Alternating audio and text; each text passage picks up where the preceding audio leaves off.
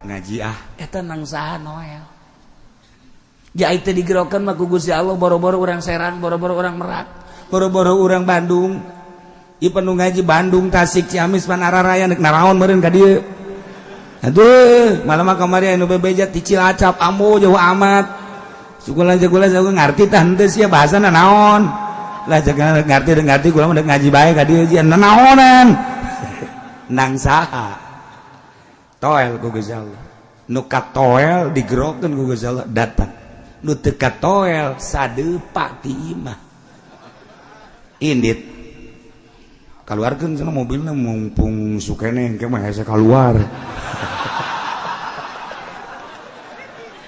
motor kaluarkeun eta naon eta atuh teu ditoel ku Gusti Allah teu disalahkeun tenan tah encan aya panggupai Gusti Allah bae ieu menang Allah lain kudu digerokeun hei ka dieu cara di SD disebutkan hiji-hiji pendek udur teu hadir pudoli hadir itu mah ngaranna disebutkan hiji-hiji teu kitu Gusti Allah mah rahasia Allah digerokeun ku Gusti Allah tek datang ternyata orang Bismillahirrahmanirrahim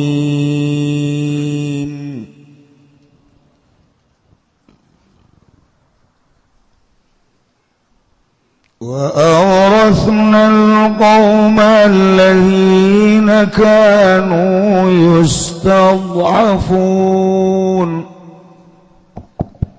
bagi parah we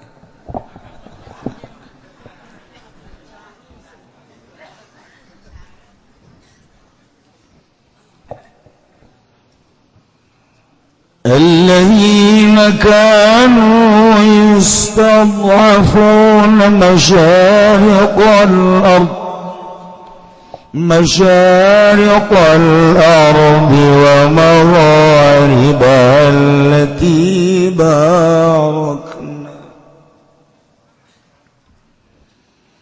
التي باركنا فيها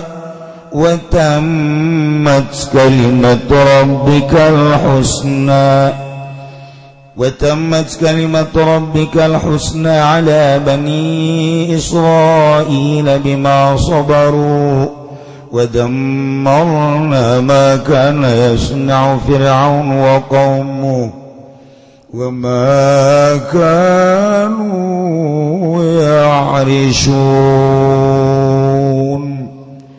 Wallahu a'lamu bimuradi wa aurasna lan ngawariskeun isun agung al qauma ing qaum alladzina jisawung ake kanu kang anaya ladina kabeh yustad'afuna iku dan hinakeun ya ladina kabeh bil isti'badi kalawan den dadeakeun kaula wahum lan utaya alladzina banu Israila iku banu Israil masyariqal ardi wa magharibaha ing pirang-pirang wetane bumi lan pirang-pirang kulone ardu allati barakna fiha kang barakakeun isun agung fiha ing dalam ardu bil ma'i wasyajari kalawan banyu lan tangkal kayu sifatun lil ardi aiku dadi sifat gadue ardu wa hiya syam lan utawi ardu taiku negeri Syam wa tammat kalimatul lan wisampurna apa kalimat pangeran sira Muhammad al-husna kang becik wa hiya lan utawi kalimat qauluhu iku dawan rabb ngadau ing ayat wa nuridu an namunna 'alal ladzina istud'afu fil ard ilaih wallahu a'lam bimuradi lan ngarepaken isun agung ing yantah maparina nugraha isun agung ing atas wong akeh kang den dadeaken lemah dadeaken kaula ya alladzina fil ardi dalam bumi ilaih nutugakeun sira ing akhire ayat ala bani Israil ing atas bani Israil bima sabaru kalawan barang kang usalala bariya Bani Israil kabeh ala azadwihim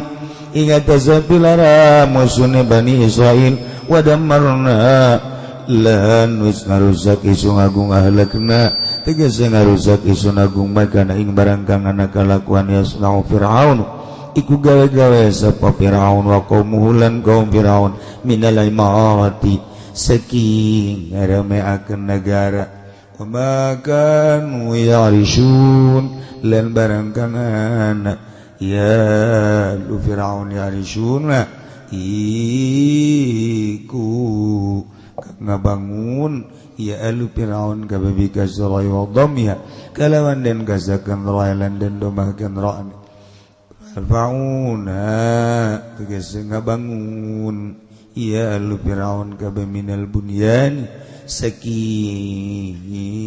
adegan ngiring pirang-pirang adegan وجاوزنا ببني إسرائيل البحر فأتوا على قوم يعكفون على أصنام لهم قالوا يا موسى اجعل لنا إلها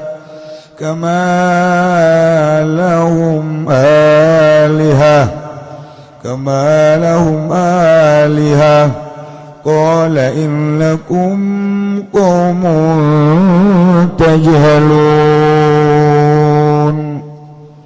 والله أعلم بمurad wajawazna lan nyebrangkeun isun agung ngaliwatkeun isun agung abarna tegese nyebrangkeun isun agung di Bani Israil kalawan Bani Israil al-bahra ing laut fa'atau maka tararka ya Bani Israil kabeh pamaru maka ngaliwat ya Bani Israil kabeh ala qaumi ing atase kaum yaqufuna kang pada netepi ya kaum kabeh bidomil kafi wa kasriha kalawan den domakeun kafe lan den kasrakeun kaf ala asnamin ing atase pirang-pirang patung lahum kang tetep kadue kaum ukimun tegese netepi ya kaum gabe ala ibadati ing atase ngibadahan ing asnam qalu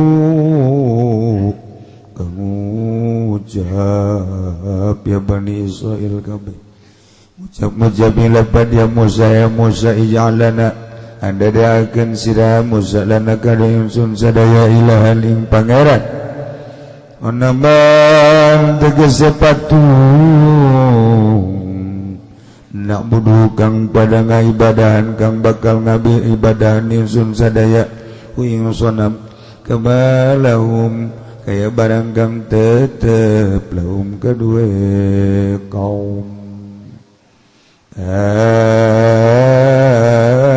alihatun kaya barang kang tetep lahum kedue kaum apa pirang-pirang pangeran kala ngucap ya Kangjeng Nabi Musa innakum qaumun tajhalun insatuhun sira kabeh iku kaum kang bodoh kabeh hei suqabaltum sekira-kira ada pada sira kabeh nikmat Allah ing nikmat Allah alaikum ingat sira kabeh bima kultumu kalawan barang kang ucap sira kabeh ku ing ma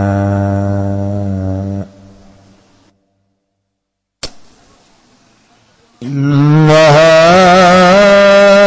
haula'i mutabarum ma'hum fihi wa batilum ma kanu ya'malun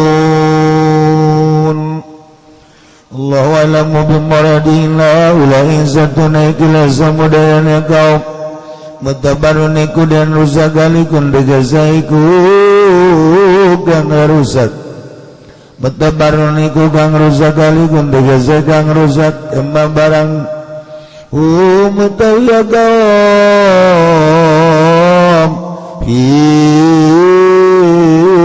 kututupin dalam mak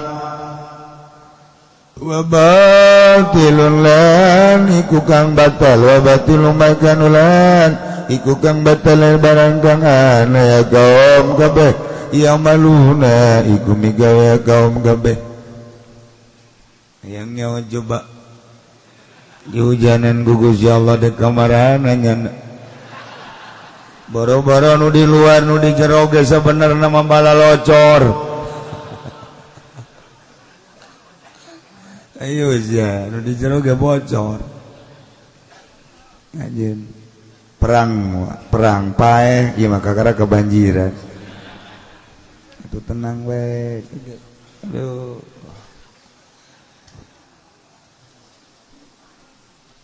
qalu ghayrallahi abghikum ilaha wa huwa faddalakum 'alal 'alamin Allah lam bimaradi qala ucap ya kanjeng Nabi Musa qala ghairallah qala ucap ya kanjeng Nabi Musa ghairallah ada taing salian Allah wikum ya pringsun ing sira kabeh ilahat ing pangeran mabudan gandan sembah wasulan utawa saleh abgikum iku abgilakum lapad abgilakum kunyupihaken ingsun lakum gadhe sira kabeh wa huwa lauta Allah faddalakum iku kang maparinan kurnia ya Allah kum ing sira kabeh alal alamin ing atas alam kabeh fi zamanikum dalam zaman sira kabeh bima zakarahu bi qawli kalawan barang kang nutur ya Musa ing ma bi qawli dalam dawuhan kangjeng Nabi Musa tawa ing dalam dawuhan Gusti Allah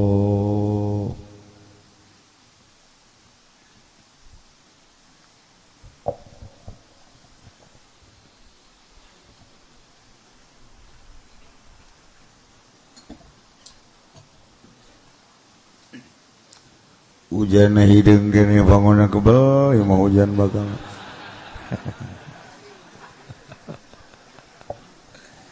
kiai cenah atuh doaan bae pan ku Yai sok di doaan aja sok eureun kamari sia istisqa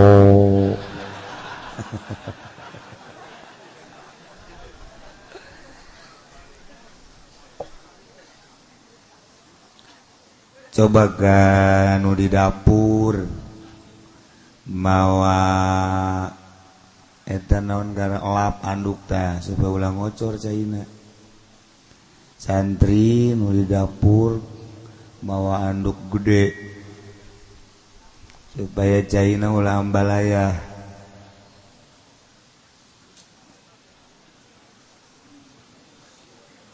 nu di dapur sahabae mawa anduk nu gede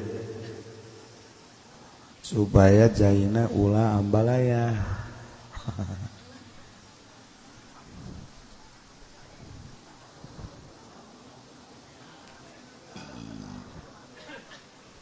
kanyawan gua lima orang majelis orang bala locor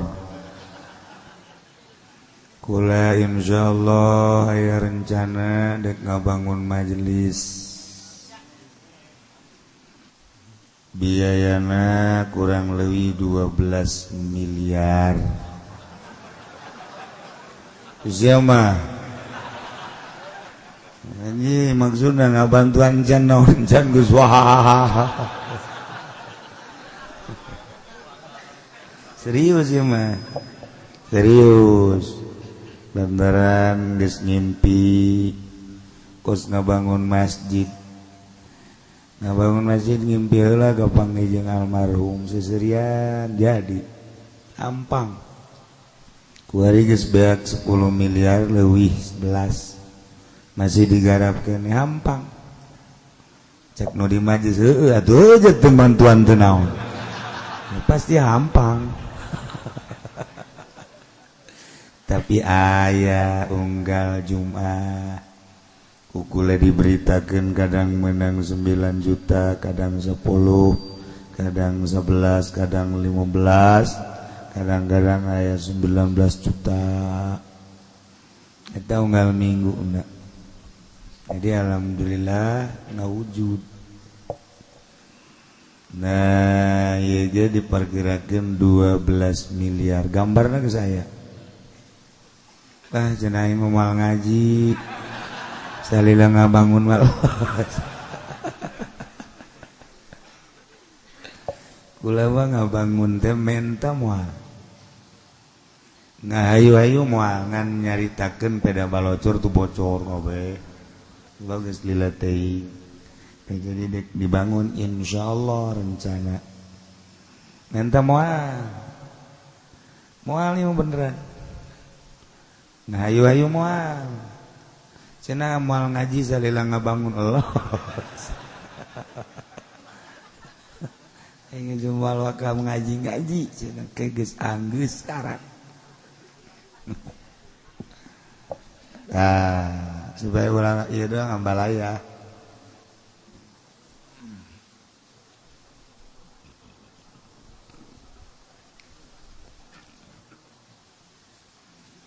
ini lamun 12 miliar aya nu sugih 12 bae seurang 1 miliar anggeus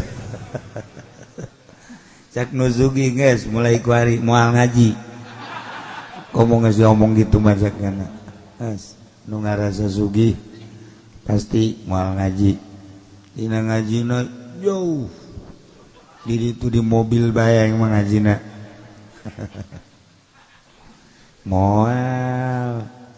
moal pati-pati ngawuduk lamun can boga kalapa paling tinggal kerupukna doang aduh masya Allah kari hujan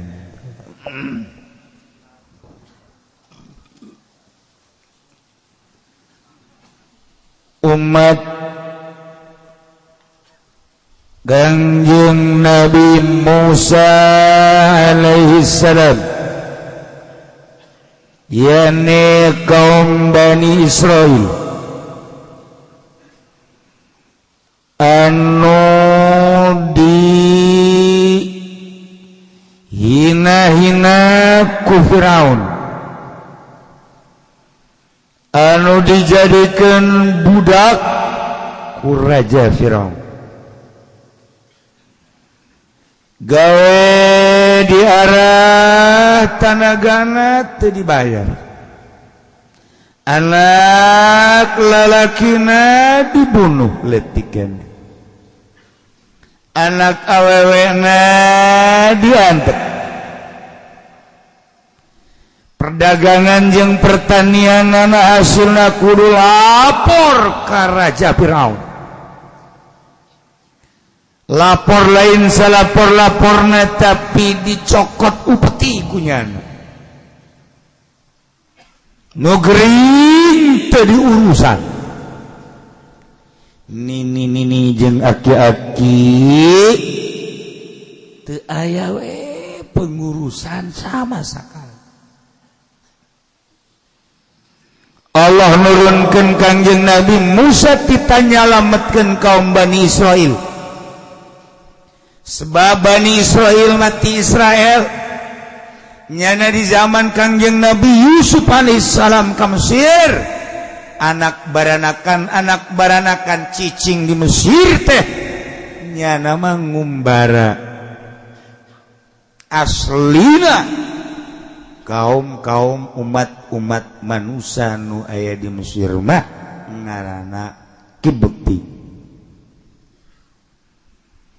geus atuh aya perbedaan pengurusan Firaun terhadap Bani Israil digawekeun sadaekna di arah tanagana dibayar mah henteu kitu keneh anak-anak lalakina dibunuh ketika lahir mun lalaki awewe diantep dagangna kudu lapor cokot upeti kitu keneh pertanian-pertanianna cokot upeti sangat biadab tindakan Firaun terhadap kaum Bani Israil.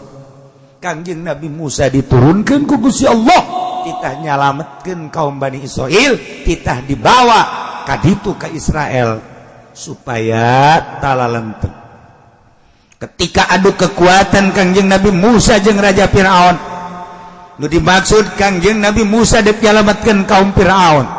Raja Firaun ngumpulkeun pesihir-pesihir, ternyata keok pesihir-pesihir Raja Firaun. Tetap Kangjeng Nabi Musa teu meunang mawa umat Bani Israil ka negara Israel.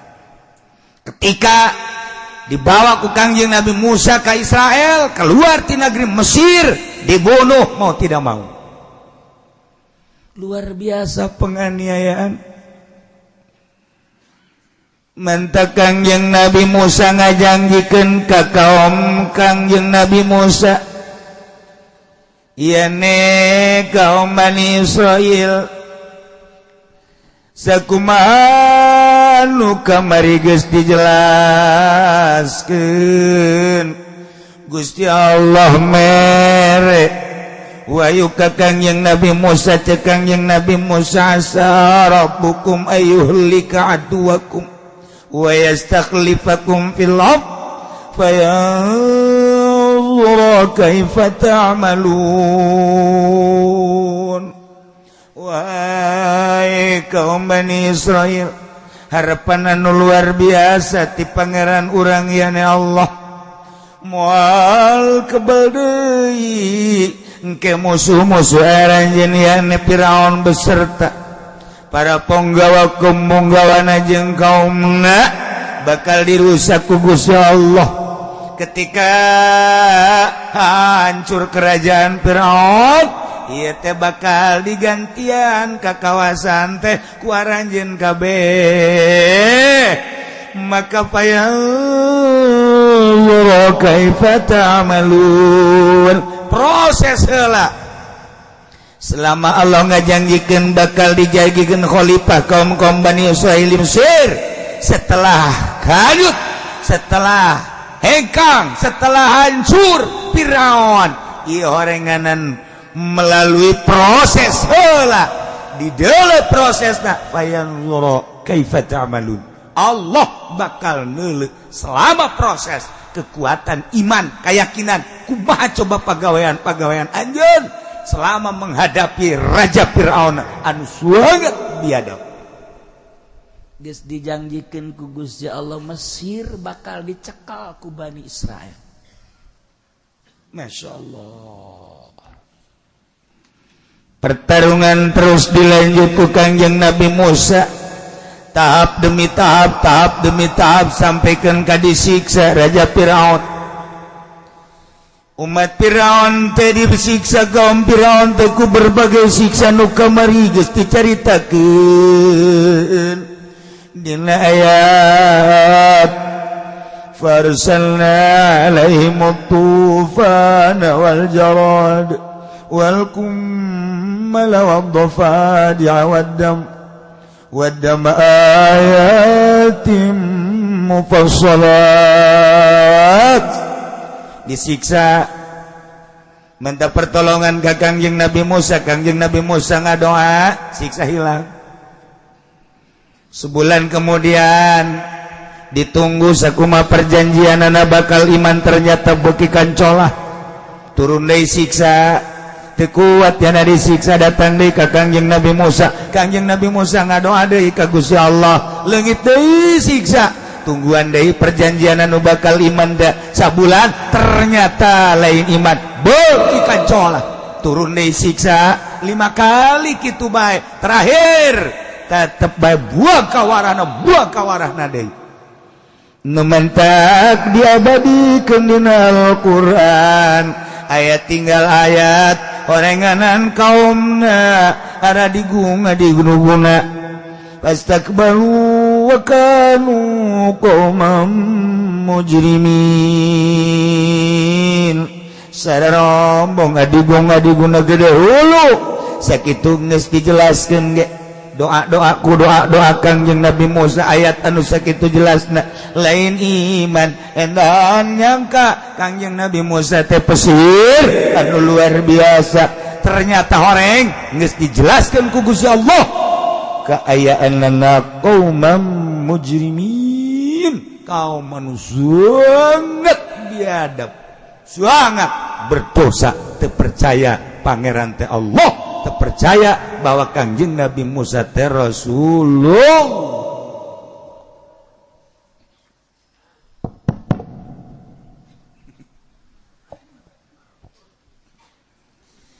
Tapi pertarungan teh terus bae terakhir pertarungan teh tah nu kamari dicaritakeun Kangjeng Nabi Musa teh diudag ku Raja Firaun maksudna Bani Israil teh dek dibeakeun kabeh udag. Ternyata Kangjeng Nabi Musa lumpat beserta kaum Bani Israil dititah ku Gusti Allah ka Laut Merah belahan utara disebut Bahrul Kulzum. Anu geus pernah ka Yordan pernah ke Mesir mah kuari kabayang lautna. Anu can pernah ka Yordan can pernah ke Mesir mah ngabayangkeun ge paling ge laut Kampung Melayu. Paling jagonya na ka Mauk laut Tanjung Kait. Bari meuli lauk melem lauk di dinya. Teu kabayang laut-laut nu aya di ditu manu bersejarah. Urang mah ngabayangkeun teh Kampung Melayu. Tanjung Kait paling jago. Tanjung Pasir Ancol itu di Kulon aya urang zarah teh ya. Laut Labuan. Anu laut eta mah tu kapan pohara jasa ombakna gede. Sering jelema ngagejeburkeun maneh di dinya. Di Labuan mah. Asal kreditan teu kabayar. Tadi itu diputuskeun cinta. Tadi itu dagang rugi bae. Tadi itu lalaki teu laku-laku.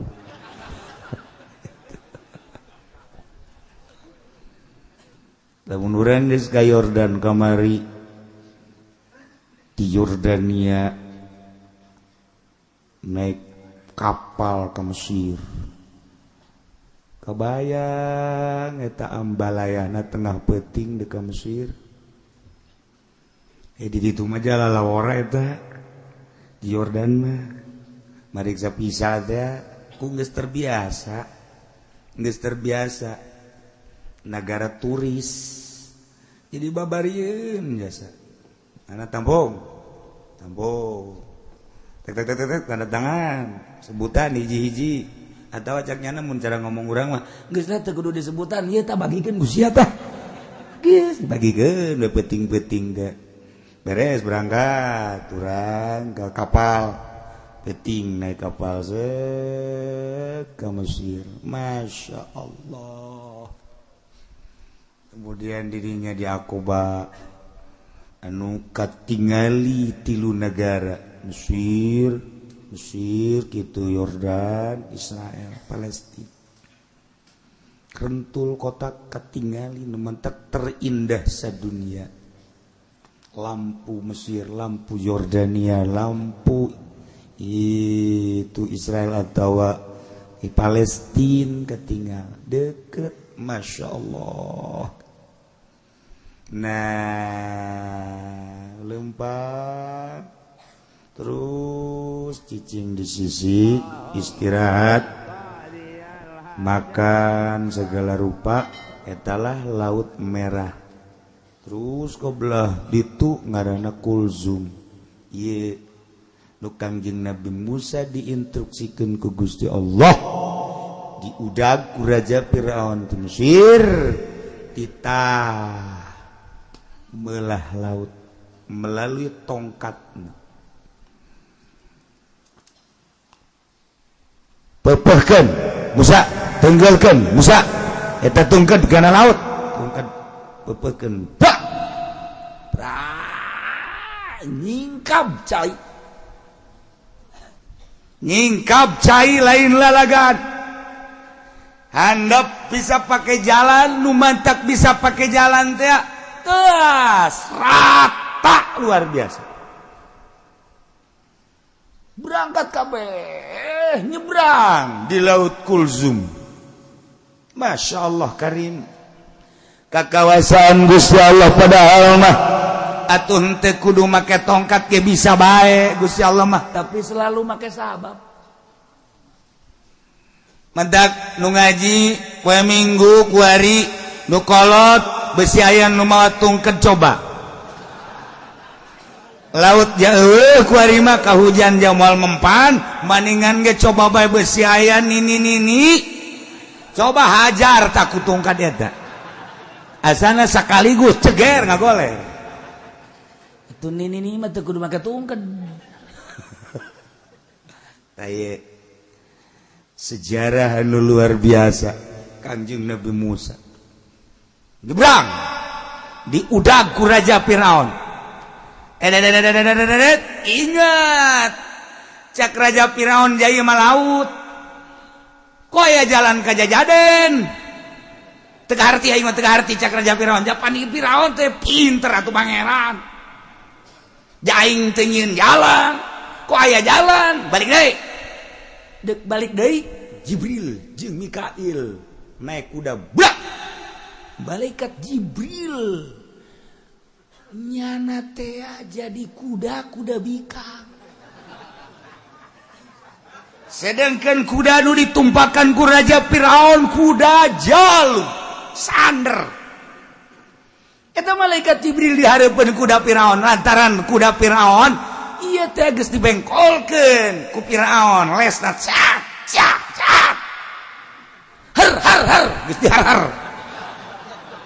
Kuda kuari geus nyahoan har. Har belok siap siap. Artinya har belok cak geran. Eta bahasa kuda. Bahasa kuda eta nya lagi ngarti eta ku bahasa eta mah. Coba lamun ku urang di kieu-kieu, "Hei kuda, mengkol." Teu ngarieun. Lain bahasanya tapi har. Jauh. Nah, begitu dek mengkol kuda, jeung malaikat Jibril alaihissalam. Eta deui hebatnya sa malaikat Jibril, buntutna ngacung. Aduh, aya bae. Ngaju bobogaana di kitu-kitu. Sia anu di luar teh nyaho.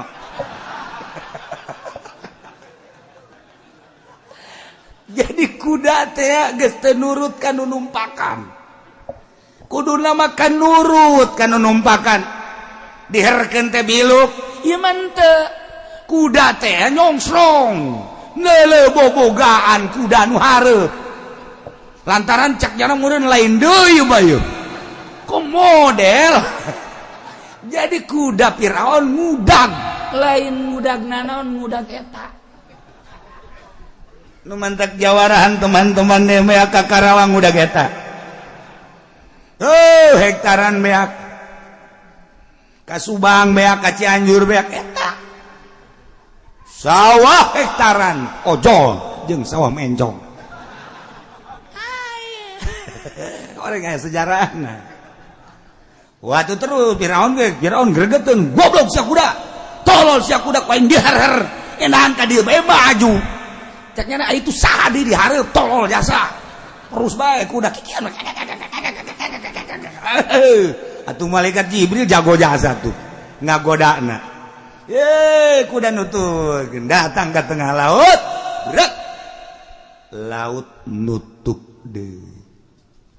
Beak. Wabeh. Raja Firaun, Patihaman, ponggawa-ponggawan beserta bualat-bualat tentara.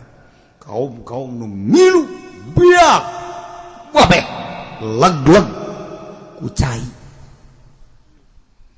Selesai Raja Firaun beserta kaum sangat biadab.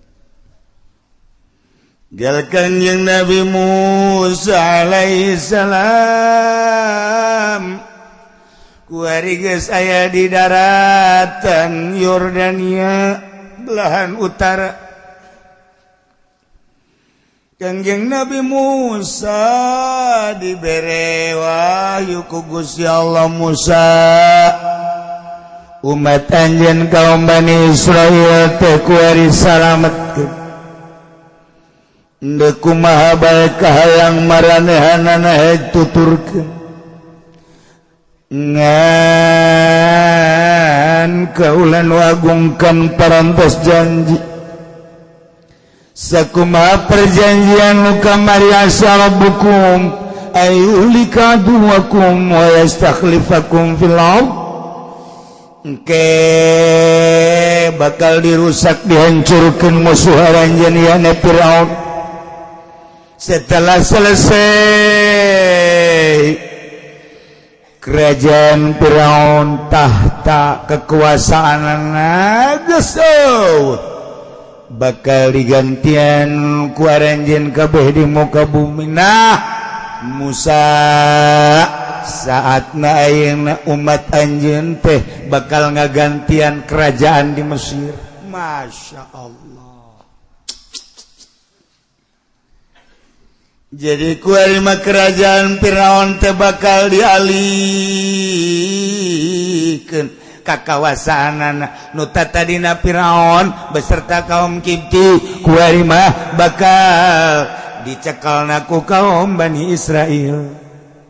Sebab Fir'auna Hamana tentara-tentara ludes kabeh tinggal kaum-kaum nanu nyesa nu teu milu ngudag Kangjeng Nabi Musa alaihi salam. Masya Allah pohara amat. Mentak Kangjeng Gusti Allah mah di mana janji teh jamual jalur lain cara urang lain cara calon nu geus terkenal bonen ditagih rebo ditagih di Senen tagih di rebo ke ditagih di Senen jadi bonen terkenal di Cibadak aya gang bonen. Gusti Allah ngajanjikeun melalui lisan Kanjeng Nabi Musa bakal hancur Firaun digantian selama eta horeng make proses penuh dengan kasabaran. Lamun ku urang ditaliti kahirupan sapope urang ge kitu. Urang dijanjikeun bakal sugih make proses. Dijanjikeun bakal jadi kiai make proses. Dijanjikeun bakal jadi wali make proses. Eueuh nu ujug-ujug jadi kiai, eueuh nu ujug-ujug jadi wali, eueuh nu ujug-ujug sugih tetep make proses. Payanzuru kaifa ta'malun. Perjanjian Allah bakal dideuleuh selama ngalestarikeun janji waktu perjanjian dideuleuh heula proses-proses. Kitu bae terus. Ngan urang mah nu nerangkeun kahiji nomor kadua mata hate urang na poek nomor katiluna urangna kagoda pilkada pilgub pilpres kagoda kuno kitu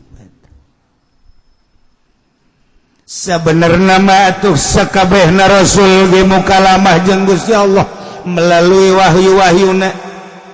Kangjeng Nabi Musa digerokeun ku Gusti Allah kita mukalamah jeung Gusti Allah. Emang Kangjeng Nabi Musa digerokeun ku Allah cara urang Musa ka dieu lain kitu teh urang kendal Musa ka dieu ge eta urang kendal teh urang putat itu urang Cilongok kan tetegep Cilongok mah hebat Musa ka dieu Cilongok. Tapi lamun orang kendal mah, Musa ka dieu ge. Kilu nu ngaralen gelam, kendal, ketos, eta sarua ketos jeung putat. Eta kus karitu ngomong teh. Lamun gelam make jiji. Naon tah naon make jiji bae. Eta gelam eta.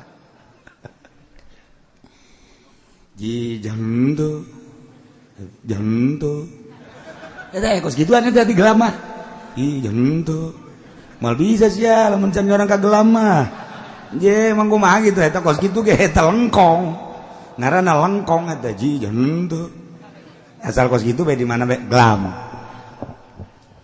hi henteu ja ketos ji itu kula banyak sebenarnya tetangga hendak nyana asup ka Cilongok hari Senin sebab di Cilongok mah hebat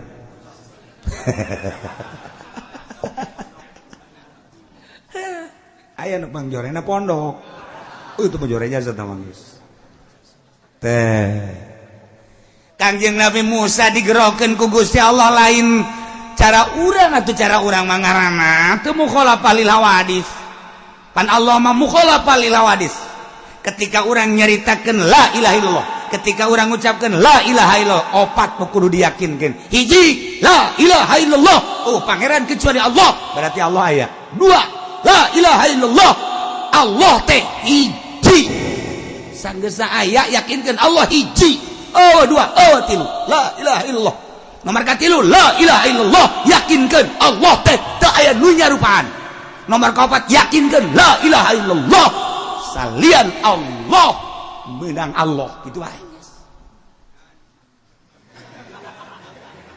la ilaha illallah teh sambarang wow ieu mun rekat teh nyomakna illallah illallah cauna koneng gede illallah illallah cauna rada leutik la ilaha illallah la ilaha illallah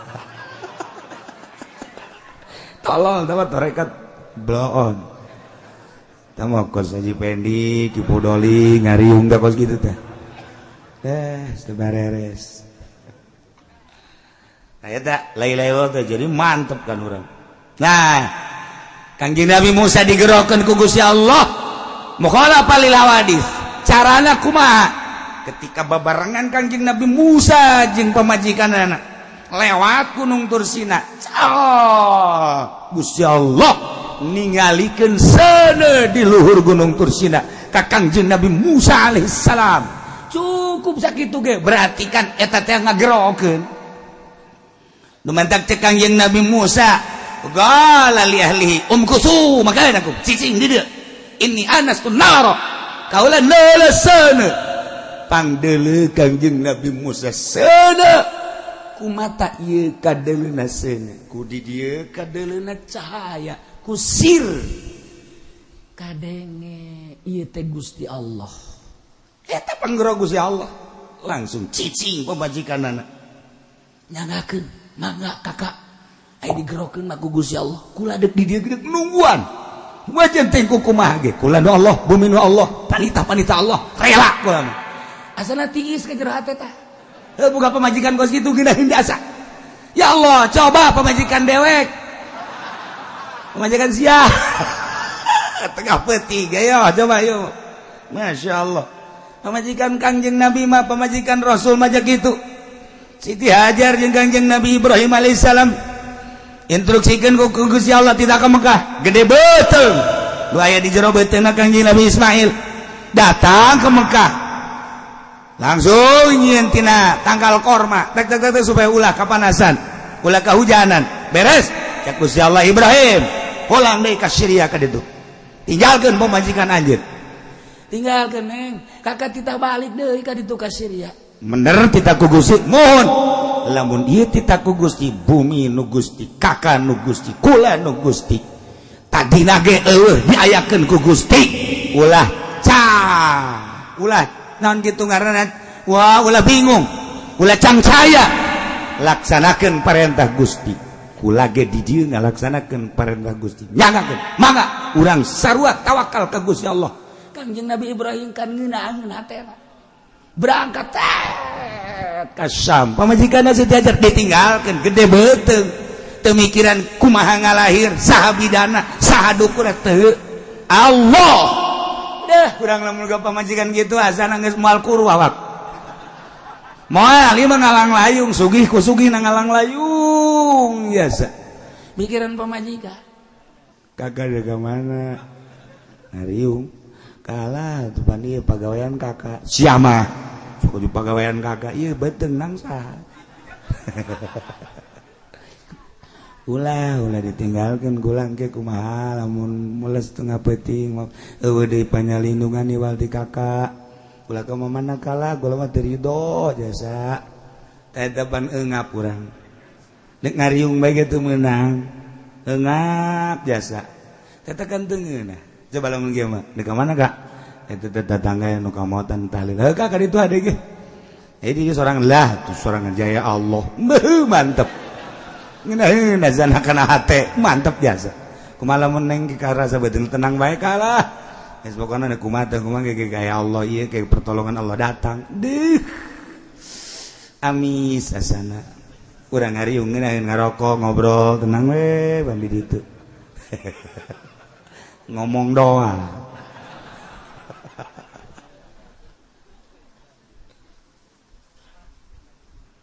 Kanjeng Nabi Musa digerokeun ku Gusti Allah lain. Hei Musa ka dieu. Make tanda. Set berarti panggerok. Naik. Bener. Urang ge sarua sehari-hari digerokeun ku Gusti Allah. Ieu lamun ngarti mah lamun paham mah urang datang ka dieu teh aya nu ngagerokeun Gusti Allah. Ji ieu teh ngagerokeun Gusti Allah. Junaid. Ngaji Ned. Ngan lain kitu Gusti Allah ngagerokeunana. Mandi, set, di jero hate ngaji eta nang saha noel. Ja teh digerokeun mah ku Gusti Allah boro-boro urang Serang, boro-boro urang Merak, boro-boro urang Bandung. Ieu panu ngaji Bandung, Tasik, Ciamis, Panararaya neuk naraon meureun ka dieu. Aduh, malam kamari anu bebeja ti Cilacap, ambo jauh amat. Sukula-sukula ngarti tah henteu sia bahasana naon. Lah jangan ngerti kula mah ngaji bae ka dieu jian naonan. Nang saha? Toel ku Gusti Allah. Nu katoel digerokeun ku Gusti Allah datang. Nu teu katoel sadeupa ti imah. Indit. Kaluarkeun cenah mobilna mumpung sukene engke mah hese kaluar. Motor kaluarkeun. Eta naon eta? Atuh teu ditoel ku Gusti Allah. Teu disalahkeun tenan tah encan aya panggupai Gusti Allah bae. Ieu menang Allah lain kudu digerokeun. Hei ka dieu. Cara di SD disebutan hiji-hiji. Pendek. Udur. Teu hadir. Pudoli hadir. Eta mah ngaranna disebutan hiji-hiji. Teu kitu Gusti Allah mah. Rahasia Allah. Digerokeun ku Gusti Allah. Tek datang. Ternyata horenganan deuk di hujanan. Kuat ente sia. Eta mah kaditu mangke lamun ngaji hakikat. Ieu mah keur carita bayangan. Kangjeng Nabi Musa digerokeun melalui seuneu. Kangjeng Nabi urang digerokeun ka gunung. Muhammad mun dijabarkeun ka dieu ka luhur gunung. Di dieu maneh nu bakal dibere wahyu ku aing cang Allah. Ka dieu. Ngan. Cicing heula di dieu. Menang saha eta kitu ngagerokeun Gusti Allah. Melalui tanda-tanda hanya jelema anu digerokeun ku Gusti Allah nu nyorti. Ya, nu mantak ahli-ahli toriko di mana geus lempeng aya panggupai ti Gusti Allah, pirasat ngaranna. Ke Rasul mukjizat, nabi mukjizat, wali karamah, kiai melalui maunah. Aya panggupai kaditu ulah nu eta mangan hese dicaritakeunana sebab teh mah rahasia nu paling jero. Jadi digerokeun ku Gusti Allah, teu lain teh digerokeun jeung moal bisa gerokeun. Ka dieu Musa. Mun dijabarkeun padahal mah lain kitu. Beret seuneu tak ini anastu nar. Kaula neuleuseun di luhur gunung berangkat. Horeng deuk muka lama jeung Gusti Allah dibere wahyu. Sarua urang ge. Lamun da aya jelema. Aya jelema dijadikan kiai digupai ku Gusti Allah. Ceng mondok eta nang saha nang Allah gagah sugi aya teh digupai ku Gusti Allah teu betahkeun ieu mah nya susah jasa haji bapana ge sia ieu betah terus atuh itu betah saboro sia geus kos itu ngomongna geus dipiceun tapi nya betah bae masyaallah jeung ngaji eta teh nang saha nang ngagupai Gusti Allah ceng pondoknya melalui proses bayar dulu kayak patamalun didelekan kumaha pegawaian sih ayo terus tahun 2 tahun 10 tahun 15 tahun bisa nyana mil jurumia sorok alpia jual maklum nantek wabe patul muin dan zak balik ceng balik kawin ceng kawin nanggu si Allah itu teh itu kan arti baik kurang ceng bagan ngaji budak ceng agak ceng pilkada ceng ilu ceng hancur sih ceng nah eta nafsu terus urang diaping diaping gugus ya Allah mah salamet terus makin kali itu ibadah hudang beting ceng nang Allah hudang rajut ceng sareng kitu ilmu geus aya di sia nanya geus aya di sia tinggal siap perang jeung nafsuna doang rajut tengah beting Allah terus beki bersinar selama 40 peting urang tahajud bae selama 40 peting urang tahajud bae eta engke sinar kolbu naik ka beungeut cahayaan beungeut mantap kanyahoan 40 peting teu leupas tahajud bari ikhlas kadeule sinarna wehey nyana hideung cicing dinu poek mal kadeule ge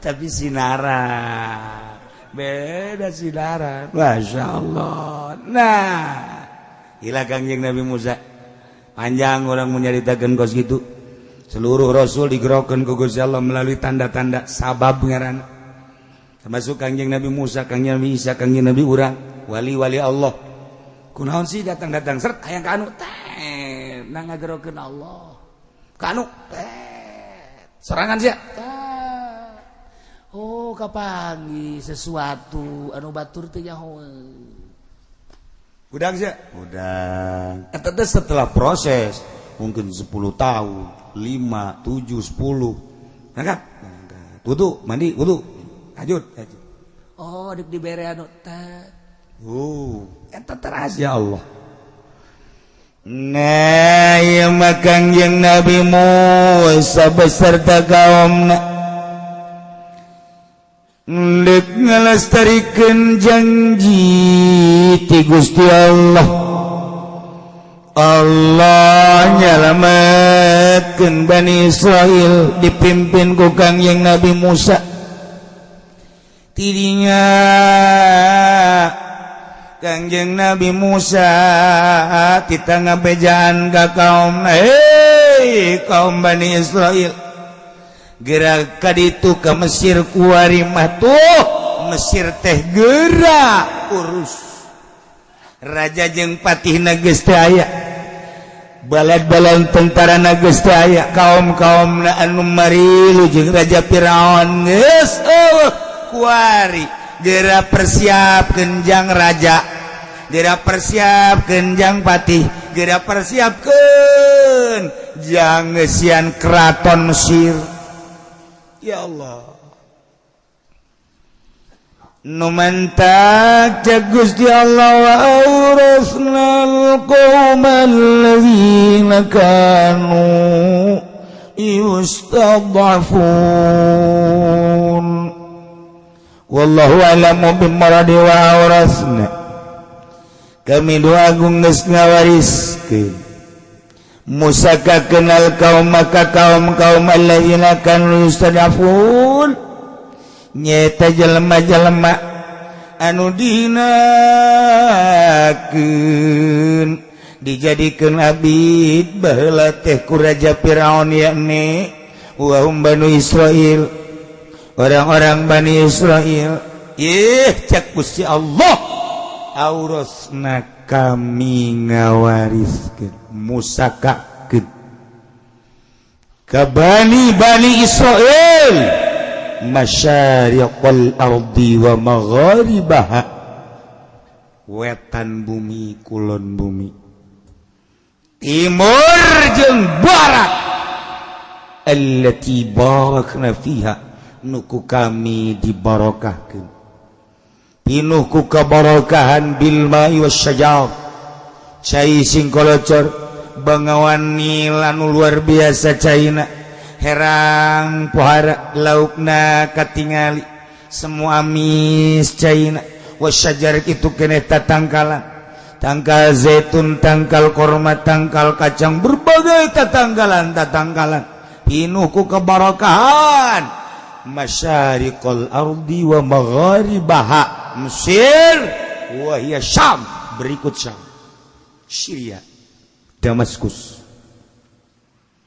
tuh gerak tah jang maneh tuh cek Kangjeng Nabi Musa kaum kuari mah geus dipersilakeun ku Gusti Allah tina kakawasaan Firaun baheula kuari ku urang digantian Mesir geus puguh Yordan geus puguh Kuwait berikut kabelah dituna terus Syria Syam masyariqal ardi wa magharibaha kabeh dipersilahkan sok urus ya Allah ya Rabbi diurus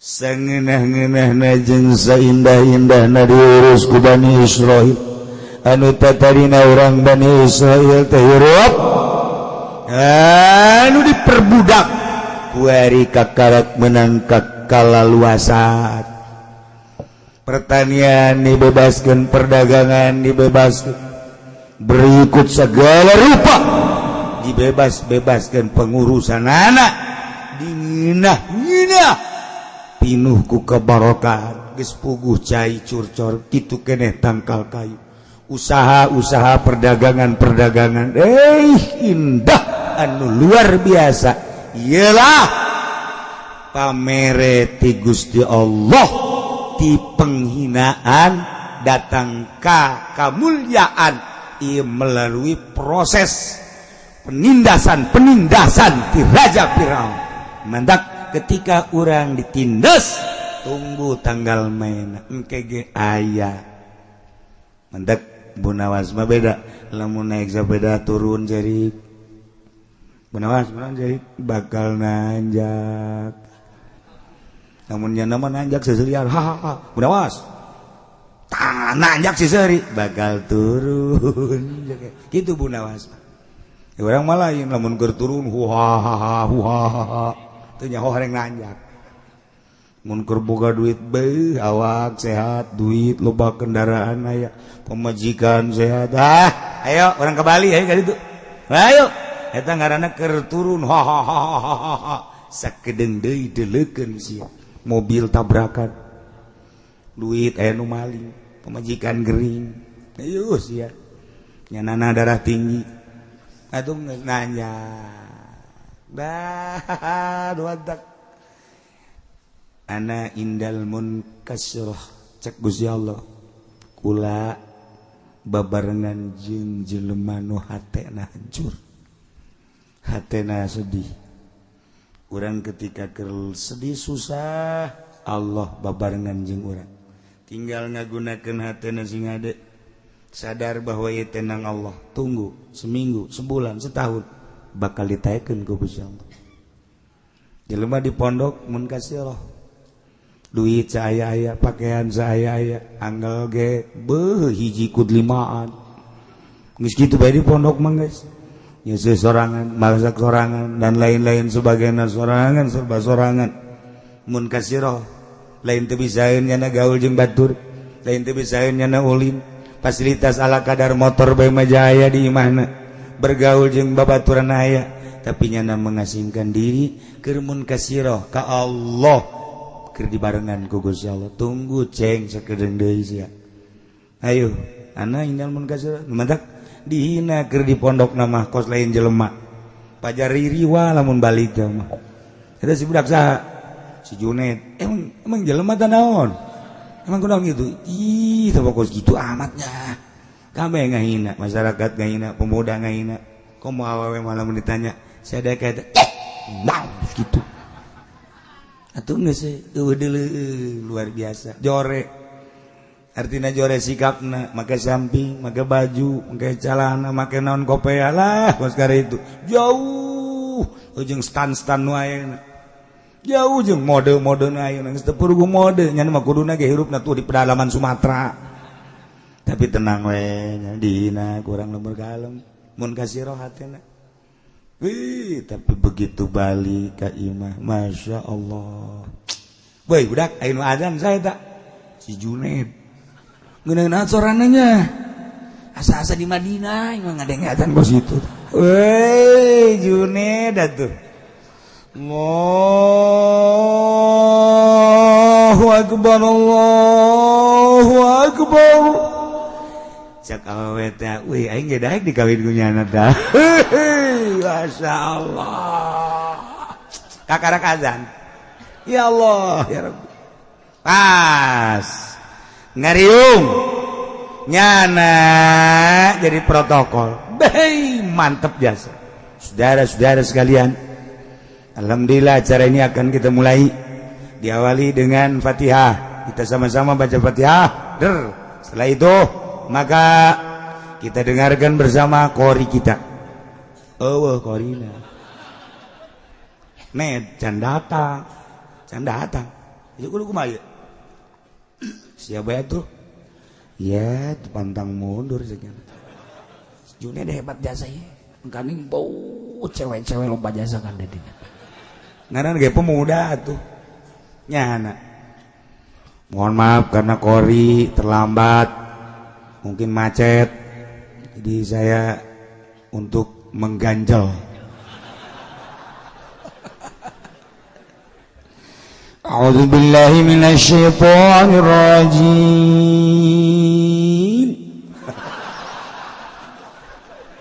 Ada lain dari si Junaid jadi kieu. Bataan si Junaid. Bismillahirrahmanirrahim.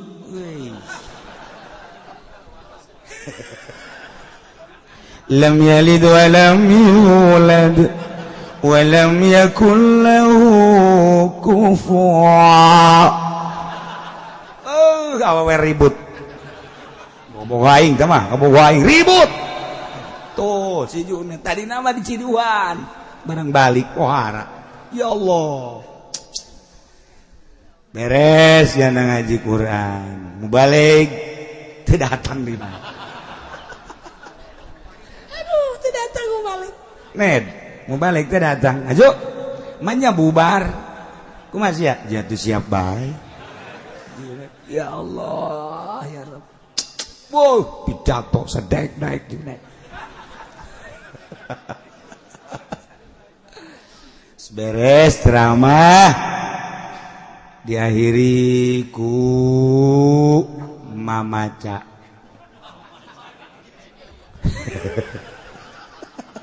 Ned, acara ieu jadi jam 7 bulan masuk mamaca. Sia kumaha? Atuh siap. Beuh, teu sepira mamaca. Ayo bae. Segala rupa gaena siap. Sia bisa atuh eta lagam. Ya, tuh kumangke bae.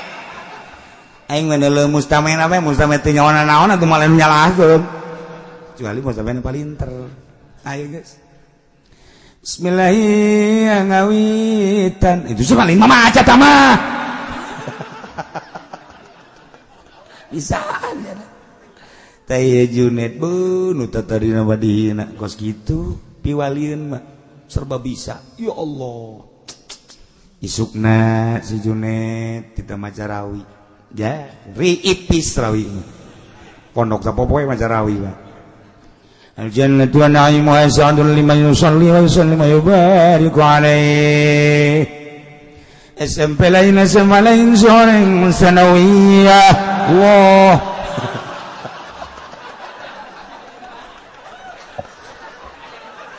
Aduh, sial tuh si Junaid.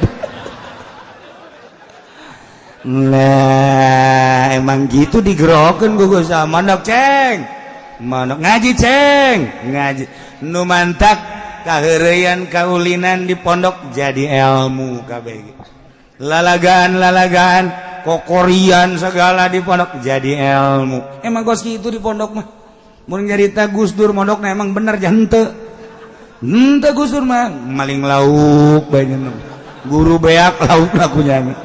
Masya Allah, barang ujuprak cak guruna saya nu ngalahan lauk, barang di deuleu santri. waktu kabur tinggal Gus Dur menghadap tadinya. Oh, kirain siapa? Besok kan mau ada tamu. Ini saya udah bawa duluan ceknya ke guru. Besok mau ada tamu, jadi besok udah nggak usah susah-susah lagi ceknya. Padahal masa daek ngomongnya na bae. Cek guru nanya nyonyo aya tamunya. Ya itu Gus kalau gitu bagi dua. Iya nggak apa-apa bagi dua. Buat anak-anak aja ceknya. Punya anak. Gus Dur emang bener atuh lalagaan kan. Tapi jadi Masya Allah lemun urang nyompralkeun meureun wali emang kos kitu. Gitulah budak-budak santri nangagupai Allah. Sok akurkeun gerajeng sakola dia nyen deui naon kudu serba duit bae. Santri mentaya ceng ieu maot teh anu ngurusan kula. Mahnya anu mandian set. Hei, ceng jalain gitu mandian keluaran anyar. Boleh saya.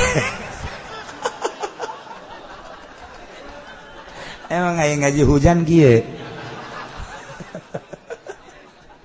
Masya Allah. Nah, ialah kuai kaum Bani Israel mimpin negara Mesir ti Mesir tepikeun ka Syam. Ya Allah.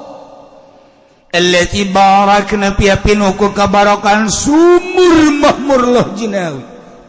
Allah karim. Oh harap cek urang Bandung teh masa kumaha kuda keluar ti gedogan nyana sadaek-daek lumpat sakahayang orang Bani Israel tentrem anu luar biasa. Nu mantap cek Gusti Allah wa tammat kalimat rabbikal husna ala bani Israil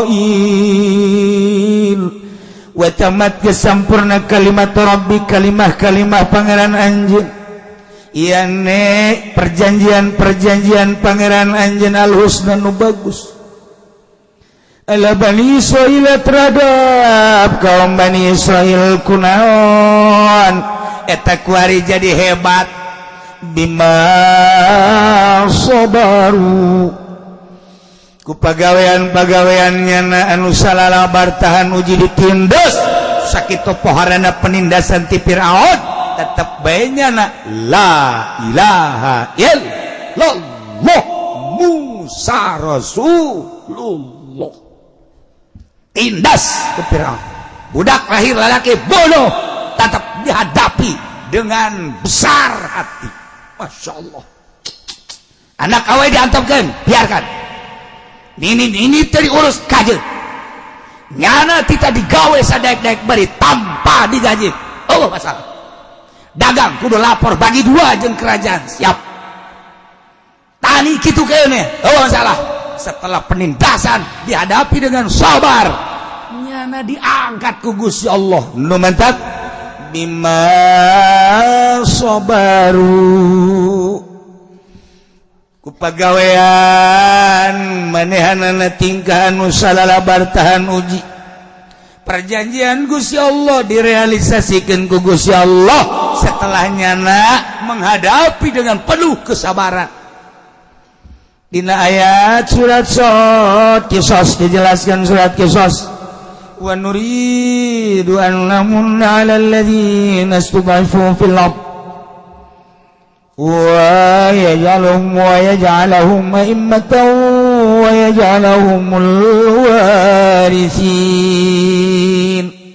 Engke di surat Qisas bakal papanjangan nama tentang cerita-cerita Kangjeng Nabi Musa alaihi salam. Ia makan ngan sekadar ngababerah ka Kangjeng Nabi hungkul. Kangjeng Nabi teh dihina ku kaumna. Kangjeng Nabi teh dihina ku pembesar-pembesar. Kangjeng Nabi teh dicaci maki ku pembesar-pembesar Mekah. Dibere contoh Kangjeng Nabi ku Gusti Allah. Ulah prihatin, ulah sedih Muhammad lain anjeun bae. Dek negakeun agama dakwah fisabilillah. Deuleu kaum-kaum nu baheula deuleu rasul-rasul nu baheula. Can sakumaha anjeun Muhammad. Sok urang dongengkeun ye Musa didongengkeun ku Gusti Allah. Ternyata tenang Kangjeng Nabi. Hanya ngabeberah teh Kangjeng Nabi. Ketika Kangjeng Nabi sujud Kemudian cek Abu Jahal saha anu bisa tuh nendenkeun handalam tuh ka pundakna teudeun Masya Allah ditenden kadinya ku salah seorang pemuda blak Kanjeng Nabi keur sujud teu bisa udah jeroan onta diasupkeun kana karung mata tukang karung teu beres eta tah tendenkeun kadinya dat Kanjeng Nabi kan teu bisa teu bisa udang tetep bae Kanjeng Nabi maca subhana rabbiyal a'la wa bihamdi subhana rabbiyal a'la wa bihamdi subhana rabbiyal a'la wa bihamdi Abu Jahal Abu Sufyan beserta rekan-rekan seserian yang serikeun terus anu ngabejaan ka situ Fatimah udah cicingin emang tuh deuleu bapa maneh di masjid teu bisa udang kunaon emang tuh deuleu kodinya bener bae cat dialaan ku Siti Fatimah dicabut karang Rabbi firli warhamni wafat coba Siti Fatimah nyarekanan ka ditu seserian kabeh sapira Fatimah tuh coba urang macan sakumaha kakarak dek magahan ngaji nu daratang mah ulah kamarah kakarak urang dakwah kucak-kecek haji jelema baralik ulah ka dakwah deuleu ta Kanjeng Nabi urang macan pernah diciduhan kakarak diomongkeun deang diomong-omongkeun lah diomongkeun ieu teh kena kulit kena hate doang can sabaraha Kanjeng Nabi coba Masya Allah geus beres di dieu balik diciduhan deui Muhammad Masya Allah ketika Kanjeng Nabi berangkat ka salah seorang jelema anu buang ka wareh Kanjeng Nabi naik himar kocek-kocek maksudna dek dakwah ka Imam Abu Sufyan begitu datang ka hareupeun Imam Abu Sufyan kumaha emang Kanjeng Nabi dihormat lain turun Muhammad cangcang ka himar cangcang aja kumaha cek Abu Sufyan teh ambe maneh jeung ambe himar bauan maneh Muhammad coba eta kan bahasa lain lalaga Kanjeng Nabi biasa bae sekedar ngajak ke Allah urang can sakumaha urang mah tuh kakarek ngariung tadi bare berkat bae ku ceurik ya geus kitu mah can jadi kiai tuh lamun diondang dianterkeun teu hujan gede berkat eueuh nu ngongkosan eueuh kakarak eta kiai nu geus kitu ieu mah masukna di agung-agung ya pedaletik doang meureun kitu pod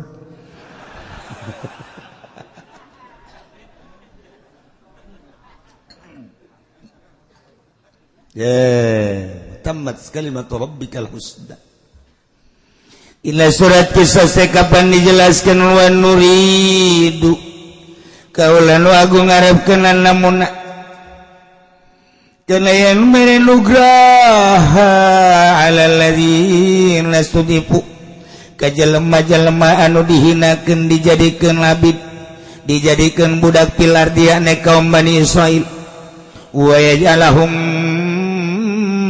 a'immah nuku kaula bakal dijadikan imam-imam engke pemimpin-pemimpin wa yaj'alahumul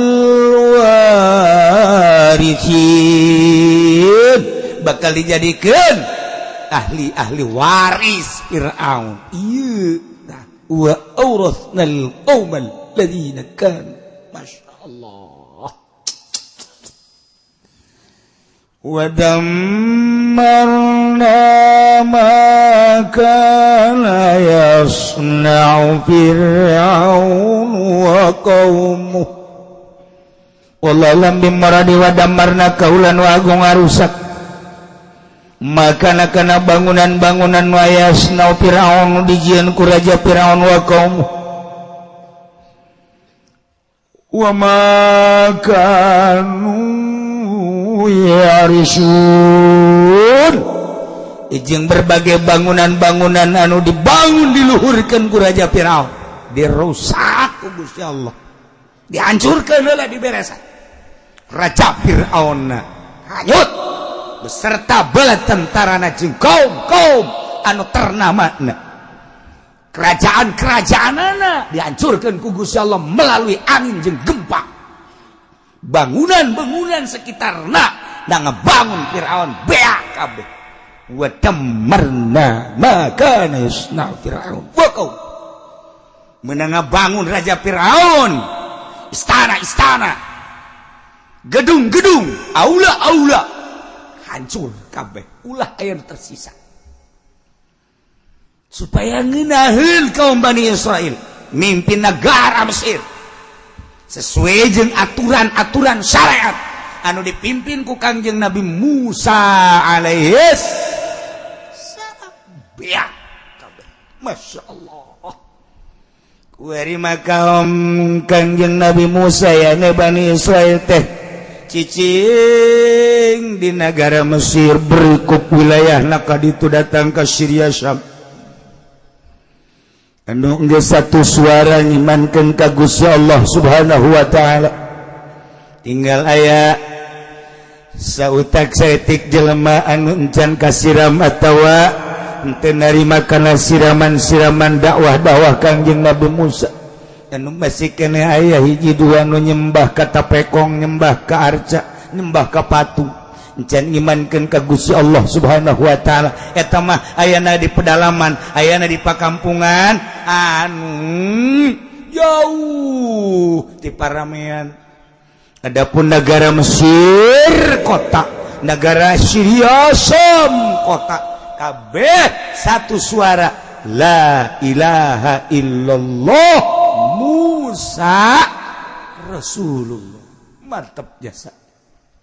Gitulah keberhasilan dakwah Kangjeng Nabi Musa alaihis salam. Yordania, Mesir, Israel, Palestina, Syria, Syam kabeh ngimpet ka Kangjeng Nabi Musa alaihissalam hiji we pangeran Allah.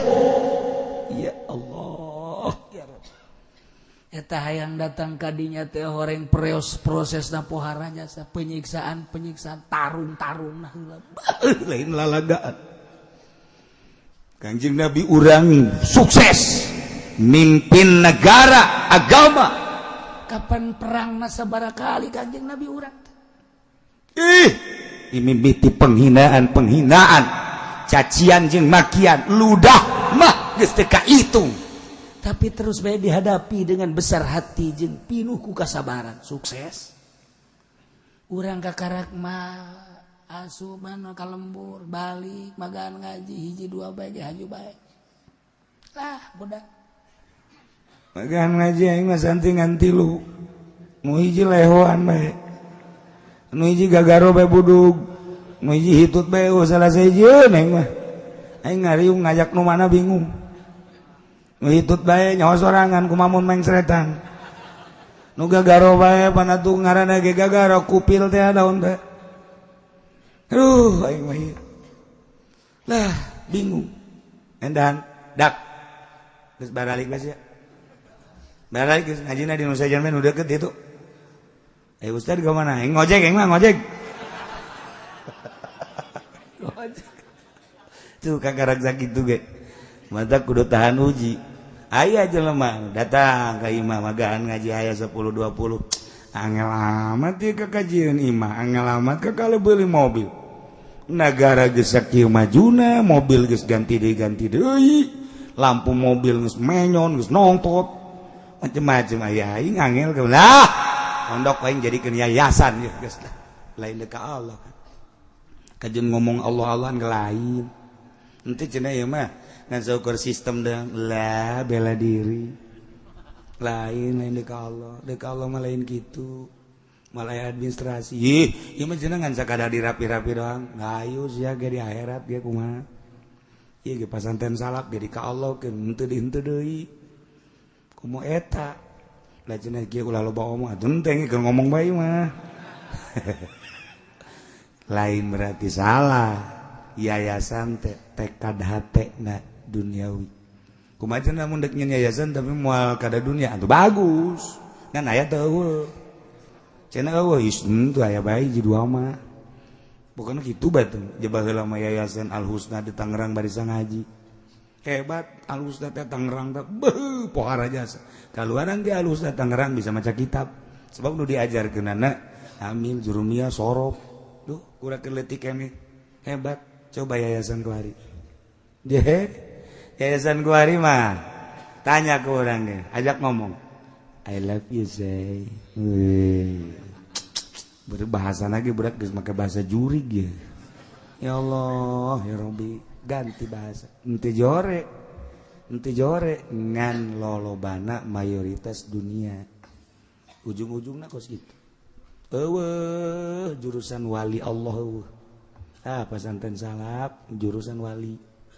Kan ngajurus doang ya jare tetep ngajurus doang. Tetep bae di tengah jalan mamarengkol sing tarungsep. Saki ge dijuruskeun hese datang. Komo itu nun teu ngajurus. Tah ieu mah keur carita tetep bae moal leungit. Jelema digupaina ge ku Allah. Kade ceng, mondok ceng. Amalkeun ceng. Kudang ceng tibetik wiridan ceng cek Allah cok diangkat weng sia jadi solihin diangkat jadi wali mana cenah kieu wali na mana hayang nyaho mana walau ba omong moal kamari nikahkeun di ditu aya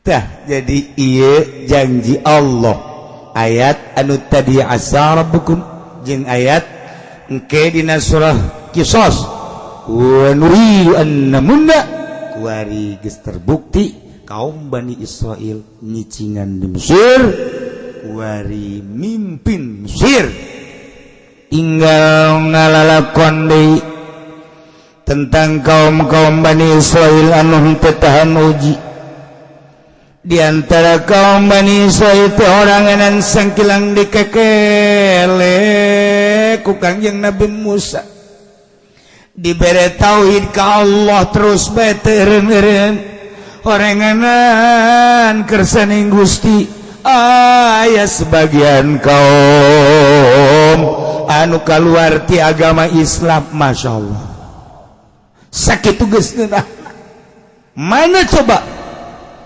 wajawazna bi bani Israil al-bahr wallahu alam bisawab.